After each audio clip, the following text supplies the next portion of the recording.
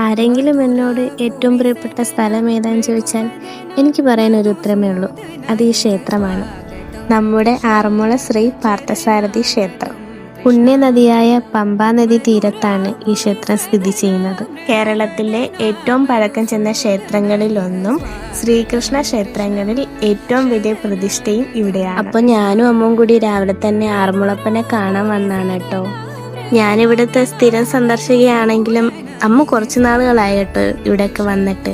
അതുകൊണ്ട് തന്നെ ഉച്ചയ്ക്ക് നടയടയ്ക്കുന്നത് വരെ ഞങ്ങൾ ഇവിടെ തന്നെ ആയിരുന്നു. കുറച്ച് ദിവസം കൂടി കഴിഞ്ഞാൽ ഇവിടെ വള്ളസദ്യ തുടങ്ങുവാണേ. അപ്പം അതിൻ്റെ ഒരുക്കത്തിലാണ് അമ്പലം. ജീവിതത്തിൽ ഒരിക്കലെങ്കിലും വന്ന് എക്സ്പീരിയൻസ് ചെയ്യേണ്ട കാര്യമാണ് കേട്ടോ വള്ളസദ്യ. പറ്റുമെങ്കിൽ വള്ളക്കാരുടെ ഒപ്പം തന്നെ വന്നിരുന്ന് കഴിക്കാൻ ശ്രമിക്കണം. അങ്ങനെ കുറച്ച് വഴിപാടുകളും കഴിപ്പിച്ച് അതിൻ്റെ പ്രസാദവും വാങ്ങി ഞങ്ങൾ കണ്ണനോട് ബായും പറഞ്ഞ് തിരിച്ചു.